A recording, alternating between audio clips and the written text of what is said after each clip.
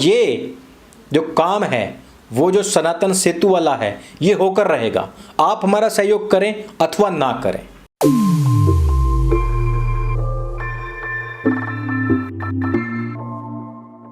जिस गौ तस्कर अकबर बंजारा का जिक्र मैंने पिछली वीडियोस में किया था उसका इंतकाल हो चुका है।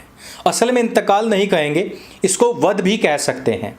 भागने की कोशिश कर रहा था, पुलिस पीछे भागी, मुठभेड़ हुई, उसने पहले पुलिस के ऊपर गोली चलाई और उसी फायरिंग के दौरान अकबर बंजारा और उसका भाई दोनों के दोनों को 72 हूर गति प्राप्त हो गई है। आप भी समझ सकते हैं कि इन लोगों का ये जो हलाला और हवाला का सिंडिकेट है कितना जबरदस्त है कि बंदे ने पिछले 7 साल के अंदर अंदर 1000 करोड़ रुपए से ज्यादा की संपत्ति बना ली थी।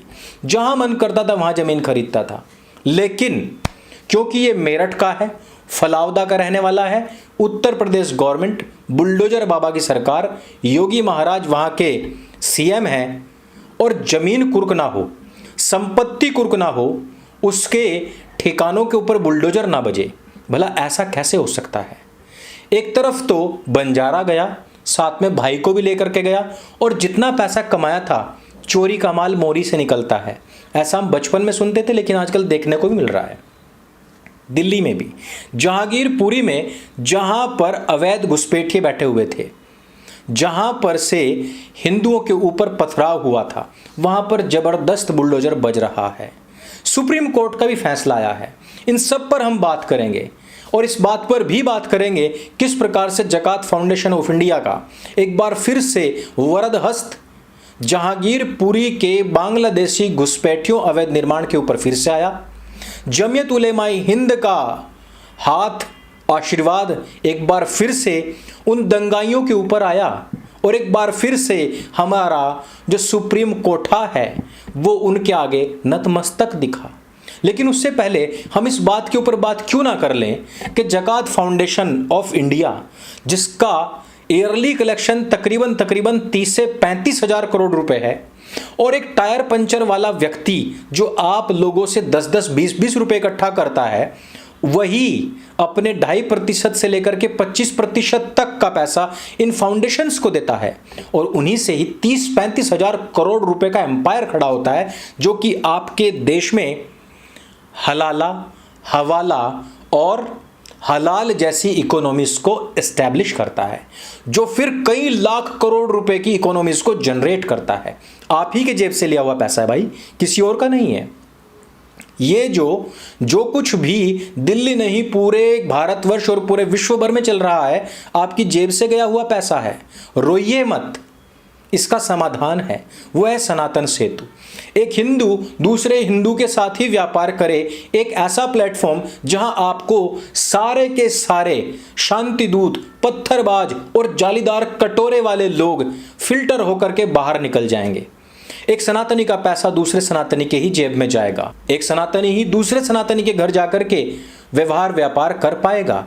और इसके लिए जो हमें हेल्प चाहिए वो आप ही दे सकते हैं सनातन हार्ट के माध्यम से। सनातन हार्ट का लिंक मैं हमेशा डिस्क्रिप्शन और पिन कमेंट में देता हूं और वहां पर जाकर के आप वेद, दर्शन, उपनिषद और भारतीय हिंदू साहित्य पढ़ सकते हैं, खरीद सकते हैं। वहां से यदि आप लेंगे तो उसका दशांश हम प्रयोग करेंगे आप लोगों के लिए एक ऐसा सिस्टम तैयार करने में जहां पर इस प्रकार के जितने भी जालीदार कटोरे वाले लोग हैं ये फिल्टर होकर बाहर हो जाएंगे और इनके इस सिस्टम के ऊपर एक कुठाराघात भी होगा और यहां से जो झटका इकोनॉमी है वो उभरेगी, सनातन इकोनॉमी है वो उभरेगी। कल ही फैसला आया कि होम मिनिस्टर अमित शाह ने कहा कि जो दिल्ली का नगर निगम है वो जहांगीरपुरी में स्थित जितने भी अवैध निर्माण हैं और खास करके जो घुसपैठियों के द्वारा बनाए गए निर्माण हैं उन सब के ऊपर बुलडोजर बजाएगा। इसमें हम जीरो टॉलरेंस की जो हमारी नीति है उस पर ही चलेंगे। सवेरा हुआ और सवेरा होते ही सबसे पहले जो अवैध मजार थी वो ढा दी गई। जहांगीरपुरी में एक मंदिर भी था।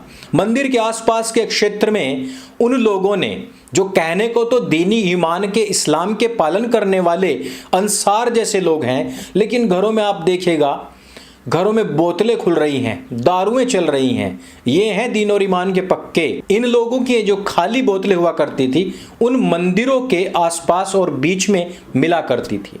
उसके आसपास के क्षेत्र को पूरा कबाड़ी मैदान बना दिया गया था। दूसरा बुलडोजर उस क्षेत्र के आसपास चला जो अवैध एनक्रोचमेंट वहां पर जमीन और सड़कों का किया गया था। लेकिन इसी दौरान हमारा वही सुप्रीम कोठा तुरंत जागृत हो जाता है जो कभी आतंकवादियों की फांसी को रोकने के लिए रात के 3 बजे भी खुल जाता है, वही जो ये बताने के लिए हियरिंग का समय देता है कि नींबूज में नींबू है अथवा उसमें कोई ऐसा सिट्रिक एसिड डाला गया है जिससे कि वो खट्टा होता है। ये वही सुप्रीम कोठा है जो छोटी छोटी बातों पर तो तुरंत आ जाता है, लेकिन विष्णु शर्मा जैसे 20-20 साल तक जेल में झूठे आरोपों में सड़ने वाले लोगों के लिए इनके पास 1 सेकंड का भी समय नहीं होता। मैं उसी विष्णु की बात कर रहा हूं जिसको SC ST कानून में दशकों तक जेल में सड़ाया गया और बाद में पता लगा कि उसने ऐसी कोई भी अभद्र टिप्पणी नहीं की थी। देश में आज भी करोड़ों ऐसे केस हैं जो धूल फांक रहे हैं। अकेले सुप्रीम कोर्ट में ही तकरीबन 1 लाख के आसपास केस हैं जो पेंडिंग पड़े हैं, लेकिन उनके पास में इन सब के लिए समय नहीं है। उन्होंने एक बार भी नहीं कहा कि भाई थोड़ा ठहरो, निचली अदालत में जाओ, वहां से कुछ स्टे ले आओ। नहीं भाई नहीं, हम ही सुनेंगे और हम ही बताएंगे कि जो घुसपैठिए हैं, जो हिंदुओं के ऊपर पथराव करते हैं, जो उनके ऊपर तलवारें भांजते हैं, जो आग लगाते हैं, उनके अवैध ठिकानों, अवैध मकानों पर कोई बुलडोजर नहीं चलेगा और यहीं के यहीं स्टे आ जाता है। यानी कि एक बार फिर से जो जकात फाउंडेशन की ताकत है, जो जमीयत की ताकत है, जो इस्लाम की ताकत है, जो मोहम्मदीनों की ताकत है, वो जीत जाती है। लेकिन कब तक जीतेगी और कहां तक जीतेगी? जब तक आपको भी पता है नियम नहीं बन जाएगा तब तक ही है। और हमारी सेंट्रल गवर्नमेंट की यह कमी रही है कि उन्होंने इस प्रकार के नियम ही नहीं बनाए। मैं आपको एक छोटी सी बात याद दिलाता हूं। सुप्रीम कोर्ट ने उत्तर प्रदेश के अंदर जिस समय पर बुलडोजर बजा था ना, बड़े बड़े होर्डिंग्स लगे थे, उस बात के ऊपर यह कहा था कि आपके यहां पर तो कोई नियम ही बना हुआ नहीं है, लेकिन नियम जब बनाया गया उसके बाद में तोड़े गए तो वैध हैं, लेकिन उससे पहले जो तोड़े गए हैं उनको आपको कंपनसेशन देना पड़ेगा। जब नियम बना दिया गया उसके बाद में खुल करके बुलडोजर चला, खुल करके बुलडोजर बजा और नियम बनाने के जो नियम होते हैं उनमें भी जो बहुत सारे लूप होल्स होते हैं उन सब का प्रयोग हमारी सरकार ने किया। और सच बताऊं तो हर नियम का एक नियम होता है और उसका लूप होल जरूर होता है और उसका प्रयोग विधि के निर्माण और विधि को बचाए रखने, न्याय की रक्षा हेतु वो सब कार्य करने चाहिए थे। लेकिन हमारी केंद्र की हुकूमत, हमारी केंद्र की सरकार और हमारे होम मिनिस्टर साहब, प्रधानमंत्री को साइड कर दीजिए, उनकी बात ही नहीं है यहां पर, ये जो साहब हैं इन्होंने दिल्ली को किस प्रकार से शाहीन बाग में बंधक बनने दिया, इन्होंने किस प्रकार से आड़तियों और खालिस्तानियों के आंदोलन में पूरी दिल्ली को बंधक बनने दिया और किस प्रकार से दिल्ली में उसके बाद में भी कई सारे ऐसे सांप्रदायिक दंगे और हत्याएं हुई, उनमें भी कुछ नहीं कहा। और अब आकर के फिर ये लोग सिर पर नाच रहे हैं, फिर भी ऐसा कोई स्ट्रिक्ट एक्शन या नियम नहीं बनाया गया। और कोठा तो आपको पता ही है कि वहां के बैठे हुए जितने भी मियां लार्ड हैं वो सारे के सारे इसी तलाश में रहते हैं कि कब इस प्रकार के कांड हों कि किसी घुसपैठी के ऊपर कार्रवाई हो और हम उसमें जरा सा भी जगह देखते ही तुरंत कूद जाएं। वैसे मैं आपको याद दिला दूं कि ये वही मियां लार्ड्स हैं जिन्होंने एक बार कहा था कि कश्मीर में हिंदुओं को मारे जाने, वहां से भगाए जाने का कोई सबूत नहीं है 30 साल के अंदर। और ये कब की बात है? 90s की।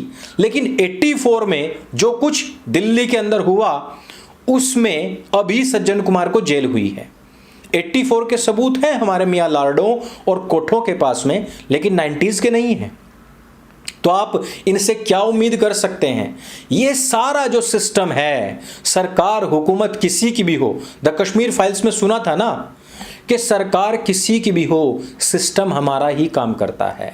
और ये वामपंथियों और इस्लामिकों का ही सिस्टम है जो हमेशा दूसरों पर पत्थर मारता है लेकिन खुद विक्टिम कार्ड की ढाल लेकर के खड़ा हो जाता है। इन सब बातों को समझना पड़ेगा। आसिन विराथू की विचारधारा पर काम करना पड़ेगा। म्यांमार सिस्टम को फॉलो करना पड़ेगा। संपूर्ण रूपेण बहिष्कार करना ही पड़ेगा। और जो भी हमारे बीच से निकलने वाला हिंदू नामधारी इस बहिष्कार का बहिष्कार करे, उसका भी हमें बहिष्कार करना पड़ेगा। इस बात को आपने अपने दिमाग के अंदर उतारना होगा और सनातनी का केवल और केवल सनातनी के साथ में ही व्यवहार और व्यापार हो, इस प्रकार की अवधारणा पर हमारा सहयोग करना ही पड़ेगा। और इस सहयोग का जो करने का तरीका है वो डोनेशन नहीं है, आपकी डायरेक्ट हेल्प नहीं है। हमें ये चाहिए कि आप भारतीय वैदिक दर्शन पढ़ें, भारतीय सच्चा इतिहास पढ़ें, अपने घरों के अंदर योग यज्ञ आदि करते रहें और उस संबंधित जितनी भी चीजें हैं सनातन हाट से घर बैठे प्राप्त करते रहें। उसका दशांश इन सब कार्यों में अपने आप लग जाएगा। हमें अलग से मत दें, अपना बौद्धिक विकास करने हेतु साहित्य खरीदें। तो इस वीडियो में सिर्फ इतना ही। इस वीडियो में हमने सारा एनालिसिस कर दिया है और आपको बता दिया है किस प्रकार से अकबर बंजारा का चोरी का माल मोरी से निकला है और किस प्रकार दिल्ली के अंदर बुलडोजर बजा भी, रुका भी और फिर से बजेगा।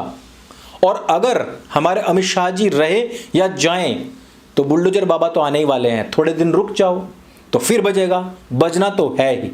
और ये जो काम है वो जो सनातन सेतु वाला है ये होकर रहेगा। आप हमारा सहयोग करें अथवा ना करें। मेरे संग बोले सत्य सनातन वैदिक धर्म की जय। जय हिंद, वंदे मातरम।